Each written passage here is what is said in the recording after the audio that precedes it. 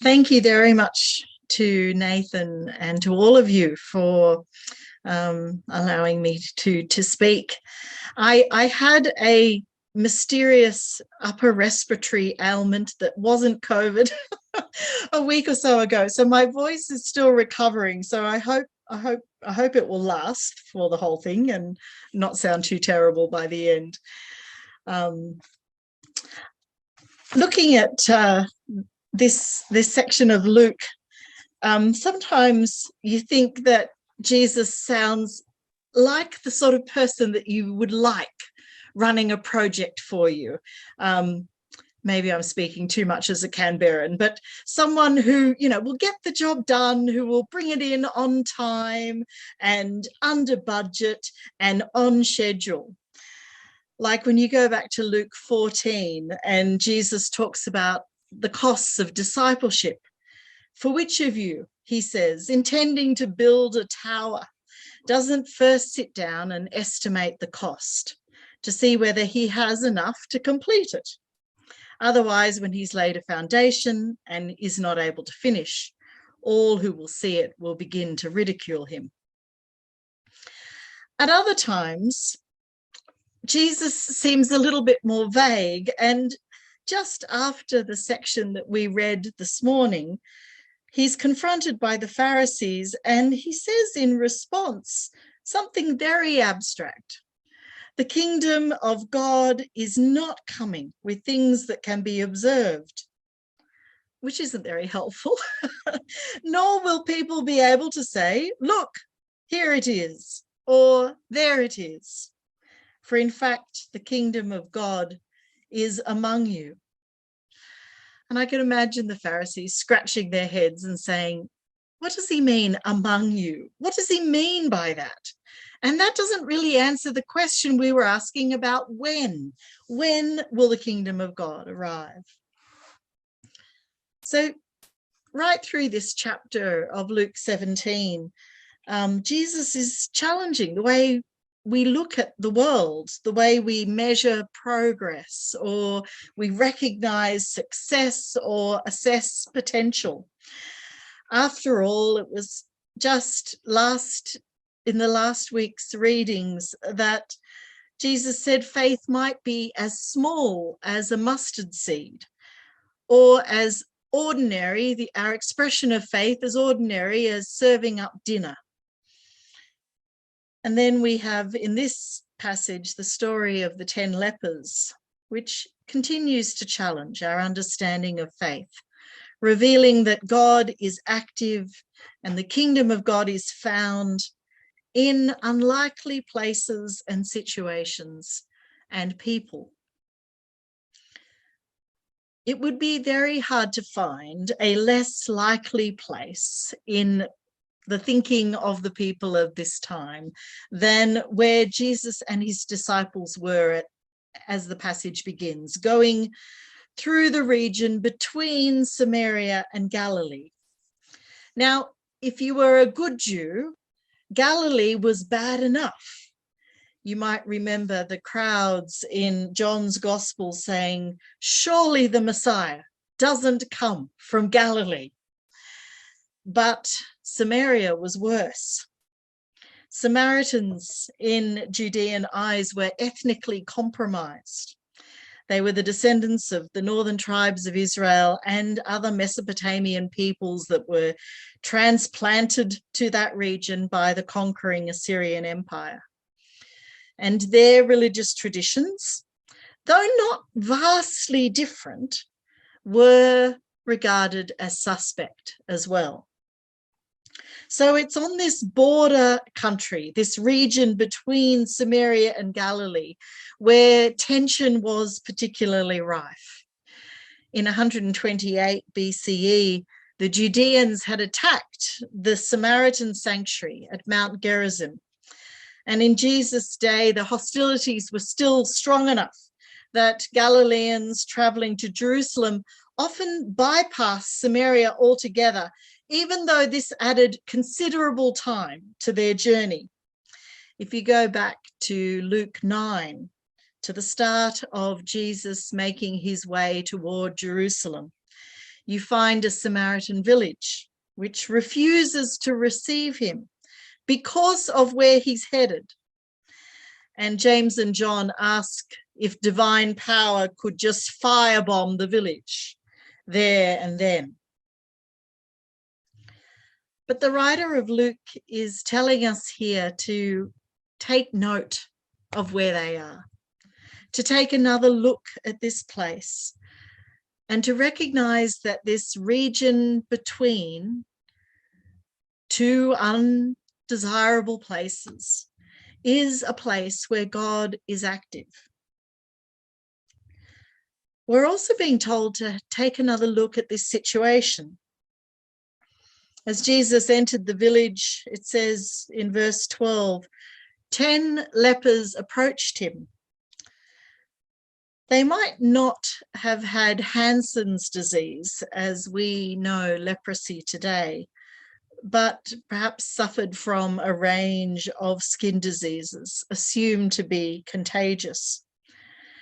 This meant that they were separated from their community and forced to fend for themselves.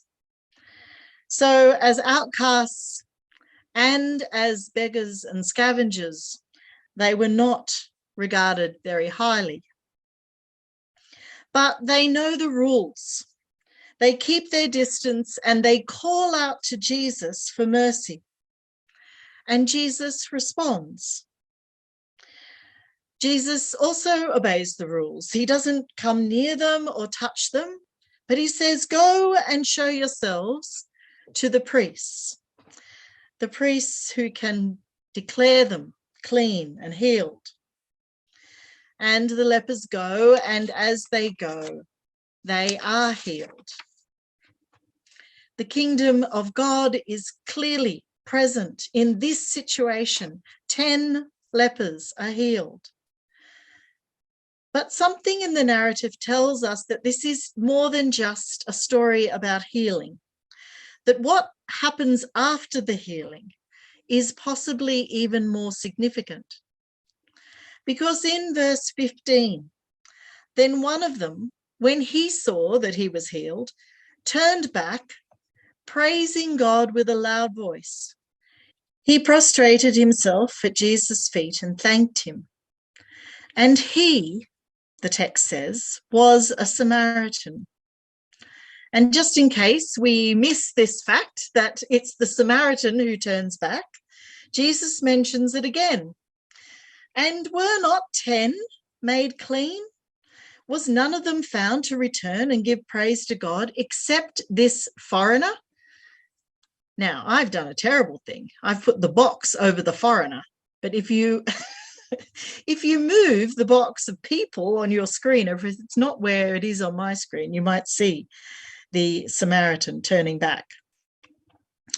To rub the salt in, as commentator William Loader says, Luke has Jesus announce that this 10th leper, this Samaritan, this foreigner, has been made whole, an image of full salvation. Get up and go on your way, says Jesus. Your faith has made you well. It is the Samaritan who demonstrates true faith, who turns back, who gives God the glory, who gives thanks. It is the Samaritan, an unlikely person in an unlikely situation, in an unlikely place, who recognizes where God is active and recognizes the kingdom of God in their midst. So the story is deliberately subversive. This despised Samaritan, this despised leper becomes, in Loader's words, our high priest, as it were, or our model of salvation. And those who belong get it wrong. A simple but disturbing story that lives itself out in every generation. How does the story live itself out in our generation, in our experience? Hopefully, It's not always that those who belong get it wrong, though sometimes it is. But it's certainly still those people who we might not expect to become our model of salvation. And perhaps that's something that we could talk about in the breakout groups afterwards. I've been thinking about a woman who was living near our church here for some time, and she suffered from quite terrible depression, and she was a recovering alcoholic, but she was volunteering in a lot of our programs. She's now moved away and lives in Sydney. But she'd always say to me, Belinda, I'm not religious. I'm not a person of faith. I just like to help out. I like to be part of what you're doing. And a few months ago, when she was in hospital, I went to visit her, and she introduced me to one of the nurses who came in, and she said, this is Belinda. She's the minister at the church where I help out, but I am not a person of faith. And the nurse said to her, isn't that what faith is? Doing, not just believing. Aren't you on the way? And we had this lovely conversation between the three of us about what faith actually looked like in people's lives. And I realized that my friend was a model of salvation, that she was someone turning back like that Samaritan to genuinely live out of faith that she just couldn't articulate that she was part of, perhaps yet. And I'm sure that you can think of examples as well, and I'd love to hear if there's things that come to mind in the breakout groups afterwards. It's really good to think about how people around us, and perhaps how each one of us, are models of salvation for each other.